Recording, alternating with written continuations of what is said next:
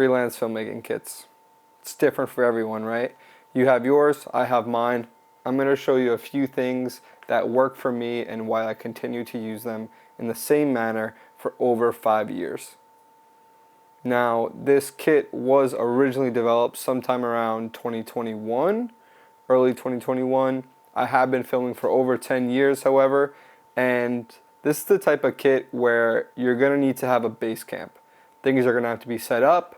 You're going to have a lot of money lying around, so maybe you want to use some locks on your kit as well. This is not the small running gun type of kit, more of the little bit more premium high-end type of event or solo filmmaker style of kit. Everything you're going to find in this kit is perfect for really a majority of different filmmaking styles, whether it's weddings or boats, food videos, vlogs. This is going to have everything you need in it to get the job done. Now, if you're looking for a smaller type of kit, you basically would take everything in this one, kind of compact it down to certain things you would only need, maybe into a backpack.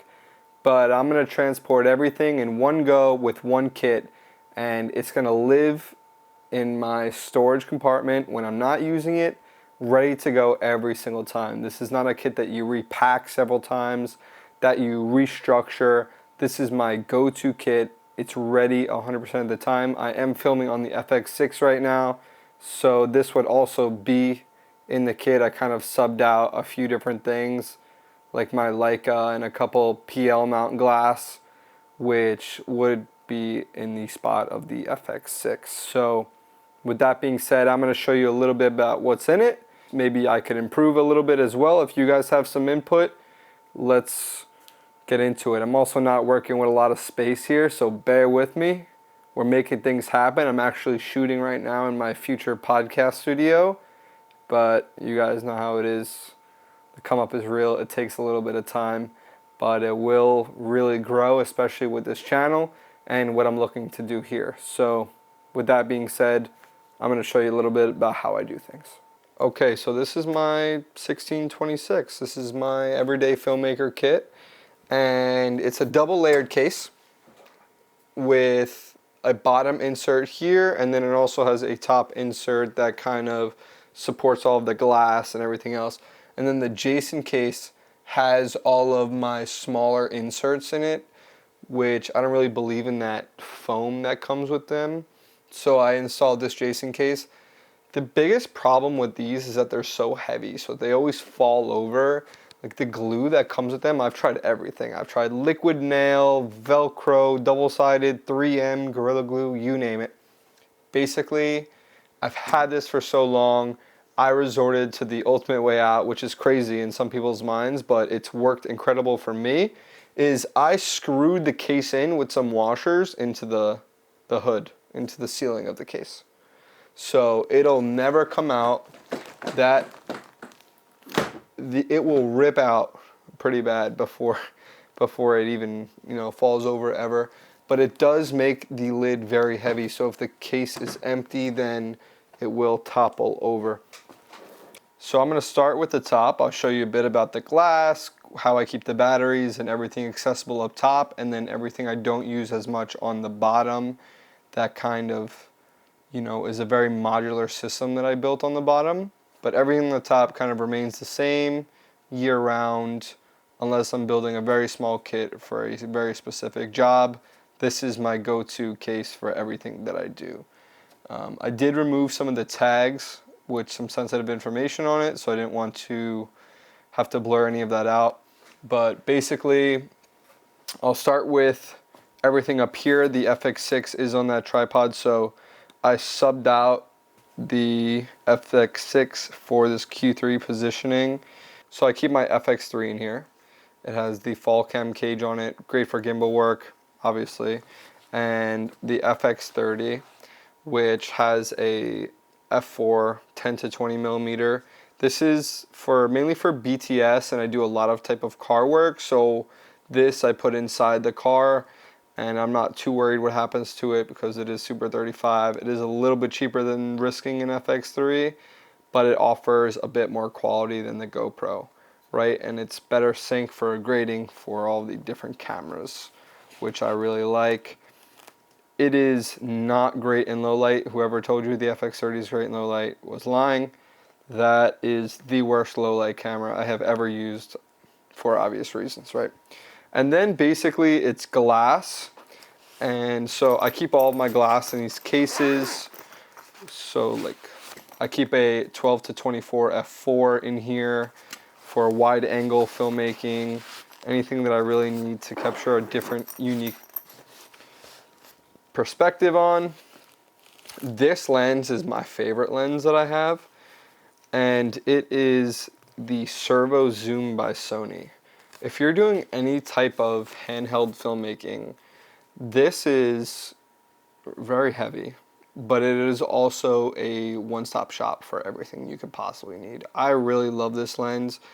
It's super fast. It is a very old lens nonetheless. I would maybe consider waiting for something newer, but it is a 28 to 135 with a constant f4.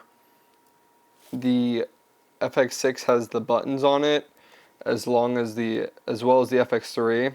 So the servo zoom kind of works pretty well. And I really like that feature about this lens. I wish Sony would release a new one, maybe something a little bit lighter, because this is heavier than the original 24 to 70.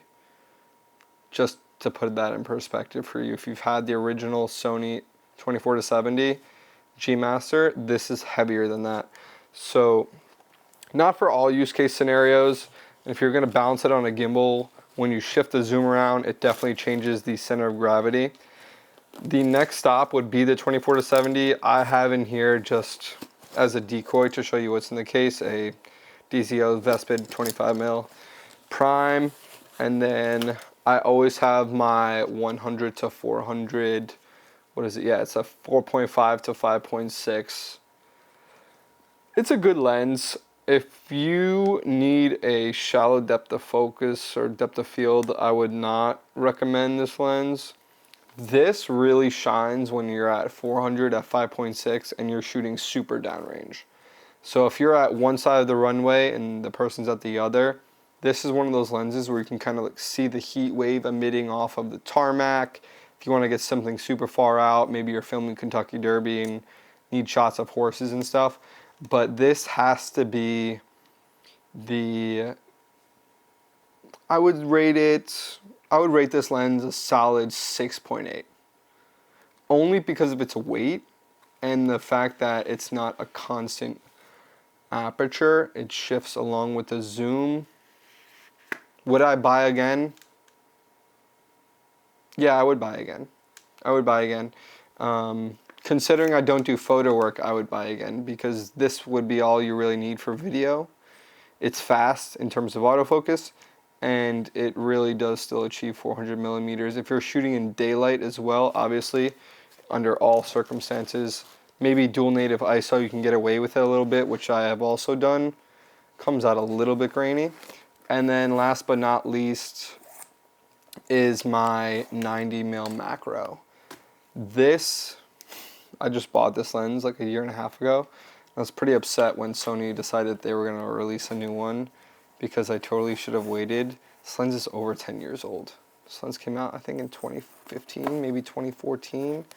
So definitely get the new one. This lens is extremely slow, racks very often, it's like a hunter that never found its prey. It's just constantly hunting every time I've ever used it. It's great for food, high-end details. Maybe you want to do shots of eyes along those type of lines in manual focus. And then if you're going to use the autofocus, it has to be at least a couple feet distance, because the autofocus does not really work too well when it's super shallow, super close, because it is a macro.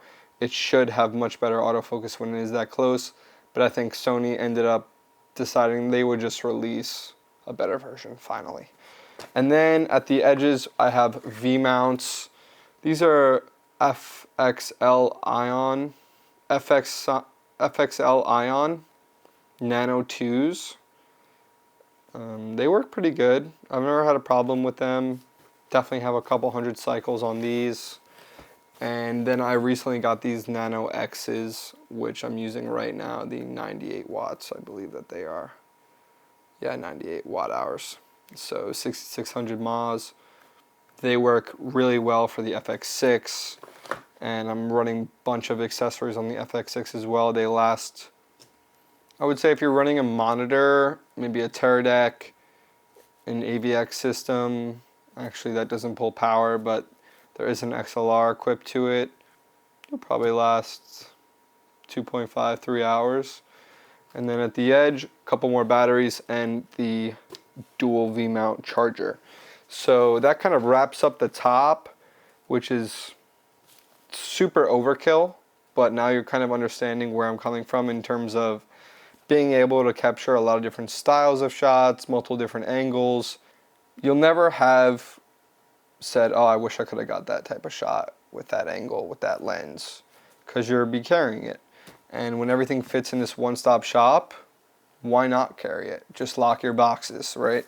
Someone stole my Sony Alpha 1 over Halloween weekend, which really sucked. So we had to file a police report, file insurance. We even have photos of the guys on CCTV. It's not going to replace the camera and the $6,500 evaluation that I lost. So with that being said, lock your boxes, always pull COIs, be comparable, remember what's in your kits, take photos of everything before you go out. It wasn't stolen from the kit, actually. It was placed down at a house party, and then I turned around and it was gone within less than 3 minutes. So not everybody is as trustworthy as you and I. Moving on. All right, so I'm going to start with this section of the kit. This is a Jason case that I installed for the 1626 instead of the foam, and because I've had so many failed attempts at having it hold up, that behind all this black tape there is a lot of glue in here, and I just covered it all with black tape. This is something I've done for years. The kit is now being held together by these screws, and if you can see them here, basically the case is screwed into the hood of the Pelican, and it will never really come out now. The DJI RS3 equipment is in here. I usually take it all apart, that way I can fit it in the bottom half of it easier. And yeah, any gimbal accessories I always keep in here.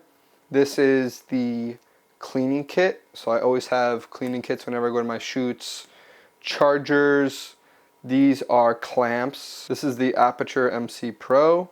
Great piece of kit with the grid on it taped on because they do typically fall off quite often. And a Condor Blue quick release mount for a handle. So I use these fall cam handles pretty often, and they honestly feel the best in hand. They are some of the best feeling handles I've ever used for the FX3. And basically when I attach the handle through the quick mount, it slips right on there, and I can shoot vertical with my FX3 pretty easily. I'll show you right now. And the FX3 cage, and I kind of just slip it on right here, and it's locked in instantly. This is the perfect vertical grip, and I'm always holding the lens for the FX3. I really do love this handle and feel. It's probably the best investment I've made. Also, you can go the other way with it as well if you just so choose. She also mounts on this direction. So whatever way you like your Sony body, vertical shooting, this is how it's done. It's perfect. Now the remainder of the case, I have the chargers for the FX6 and FX3. This is where I keep my media along with some bongo ties. You always know, never really know when you're gonna need those. Super helpful. This is my media case. This is kind of everything I keep in it. Type A cards. The other one is currently in the FX6. 128 gigabytes these are a little bit older. I don't use them as often. And then some newer, faster cards. A larger card for time-lapsing, and then micro SDs. I always keep some micro SDs in here. You never really know when you're gonna need them. Definitely super helpful to have.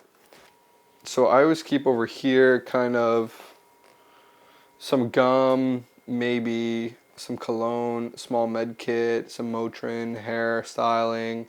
You always want to be ready for set. And then up top is the last cartridge, basically audio kit.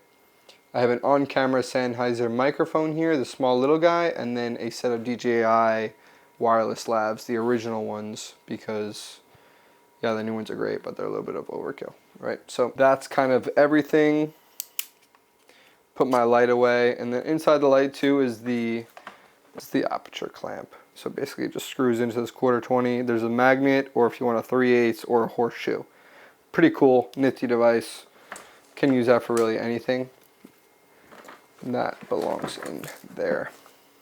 So I chose to kind of film this video in a unique way because I don't have a lot of space to work with. So bear with me, all right? Still some great insights here. This is the bottom layer. This is really the gusto of the case. It's how I store everything in here, really adds up what the case is. And the best part about this is that it's modular. So I change things out pretty often. Sometimes I don't. Everything is exactly what I need for every single shoot. I know what's in here. I'll never have a dull moment. Starting with the batteries, this is a very heavy bag.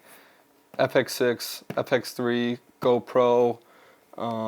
Definitely add the GoPro batteries, take them out sometimes if I'm carrying that piece of kit. Other than that, everything stays in here. These are all fully charged batteries. So I only keep fully charged batteries in this side of the kit. And then there's also an empty bag in here for discharge batteries. I usually don't make it more than this size, so that's why I don't carry the same size medium CRD pouch. I just carry a small one. This is my filter kit. This is a really cool piece of gear. These are B&W filters, and I know what it is because it says like Cipolla 82 on the back, and these are the best polarizing and best type of filters that really money can buy. I have yet to see a better filter from any company, really. You can argue Peter McKinnon's filter is great because it's a Pola and a Pro Mist, but the quality behind B&W made in Germany is unparalleled. And these nice little kits that they come in are by far my favorite piece of everything. So I have a bunch of those, different sizing. There's also a 95mm Polo in here. And this is for the servo zoom because that does get banged up pretty often.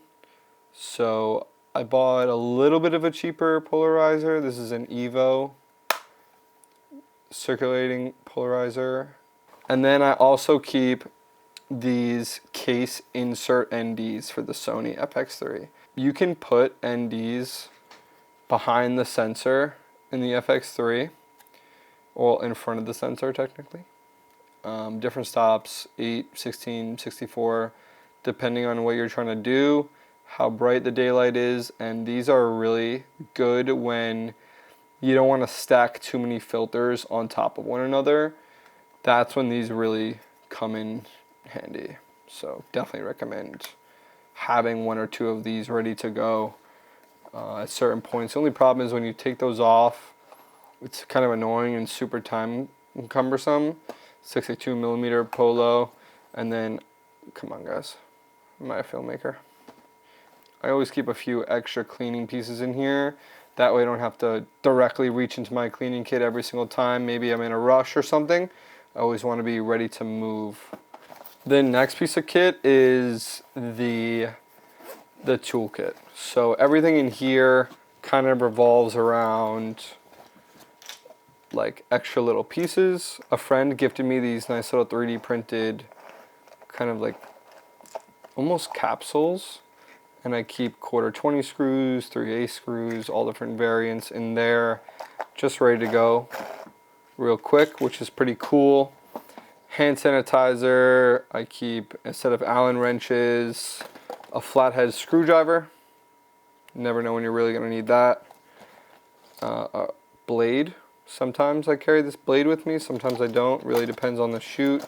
That's everything in my little tool pouch. And there's also some tape in there too. Then I keep in here the RS3, and kind of in the bottom, which is disassembled right now. I usually try and build it before I get to set, or if I have some time, I'll get there a little bit early and then build it real quick. Then I have this, which is the best piece of kit that I've added to my box in the last 8 months or so. Basically, it's a Condor Blue mini set, and you would be surprised how useful these could really be. All different size, 1/4-20s and 3/8 with different head mounts. So you have flat head, Allen key, larger Allen keys, a fantastic piece of kit. All the mini locks are in here, 2 Allen keys and a bongo tie. I think a lot of filmmakers kind of bypass this, but you'd be surprised how helpful this actually is when you're on set. Maybe you run into a little pickle, something doesn't work right, and you just gotta attach it on, knowing that it won't fall off. These mini locks by Condor Blue are the best thing I have ever used. So there's that. So I was keeping here a little bit of gaff tape. So I've used a few different size tripods recently, and I've been looking for something just like this. A friend of mine has one. This is such a cool piece of kit by Small Rig, and it doesn't add too much weight. It's relatively lighter. It's lighter than the servo zoom, and it adds a whole nother thing. If you're looking to capture BTS on your shoots, or maybe you want to set up a time lapse or set up a certain type of angle, this small little device here collapses, locks. Look at that. How cool is that? Look at how much it extends. That's got to be, what, 1.5 feet? And then it locks right in. And then you have this right here, this upper guy. He extends up too, so you can loosen him up, tighten him up, whatever you want, really. Such a cool piece of gear. I really am happy with this little purchase. I think it was 50 bucks, maybe 80 bucks. I don't know. I'll link it. And the ball head is incredible. You know, can't go wrong with that. So yeah, that's my little kit. That is my little filmmaking kit. Now I want to touch on one more thing. The coolest part about this is that it's pretty modular. Sometimes I don't need the FX3 or the FX6. Sometimes I don't need the toolkit. I don't need, you know, the Ronin or all those batteries. So I also pack different CRD bags full of different items. The Sennheiser 860 shotgun mic comes in here, and it has a dead cat on it. So basically, here's your dead cat with the 860 mic, different mounting buffers for the FX6, which is, Sony did not do good with that. And then there's also smaller dead cats in here for the DJI microphones. So I keep the 860 with cables and everything in here, dead cat and cables. And then I also have a FX6 cage kit for the CRD bag. So if I want to build my FX6 cage, I throw this in here. I have a motion controller unit, so if I want to pack that, I pack this. These are all the cables and accessories for that. Sometimes I do like moving hyperlapses with this, like really unique stuff I'm able to achieve with this, specifically for food, or maybe you want to leave it overnight or something like that. That's when I pack this, you know, for like sunset stars.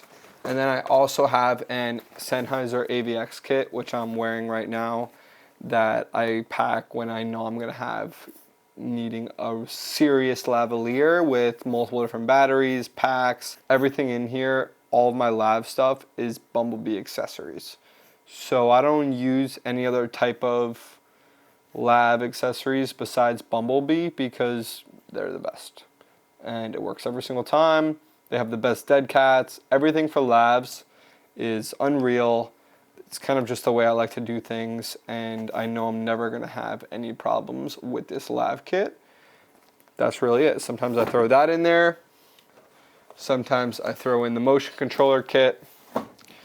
And then I also, depending on the situation, have an additional filter kit. if I need more filters, or if I know any specific job that I'm going to is going to require different size lenses with maybe not variable NDs. I can't use them. Maybe I have to be hard stops. So I'll pack these in this filter kit for hard stop NDs, or maybe I want to do some type of true streak filter in here. A lot of UVs and different strength black pro mists. So that's when I pack this as well. That being said, it's always important. I use the sunglass case to pack business cards. So I have business cards, I have my drone company stickers, and I also have other Pierce Film stickers in here as well. So pretty cool. These I always throw in just to have, you know, you're on set. Hey, do you have a card? Yes, I have one. Keeps them clean. Maybe get a professional card holder. I just knew a sunglass case would work. Let me wrap up the case. Kind of show you how it's done. So here is the final product. She's a big girl. So sometimes she struggles to go in a little bit, but she always does. And that's how she's looking. Maybe we just move this a little bit, move this. And then the FX6 would be here. The 90mm macro would be here. 12 to 24. Everything fits great, really. Just leave that in there. For now, maybe turn this. Yep, there you go. So that's my entire solo filmmaking kit. I hope you guys enjoyed this video. Show you a little bit about what I bring to certain sets. And with that being said, I want to leave you guys on one note. Having more is not always better. Pack the right kit for the right job. The best way to show professionalism is to show up ready to go at all times, being able to move quickly and efficiently while also rendering the best results. Which leads me back to having more is not always best. Maybe you have a smaller type of gig, maybe you don't own this much gear. Pack a small, pack light, pack specifically for that job. This gear will push you through 90% of solo filmmaking, right? There's also things in here I don't have that are also super useful. I hope you guys enjoyed this video. Please subscribe. I'm going to be talking a little bit more about in-depth filming in my next one's a few tutorials on how to do it, and as well, thanks for watching.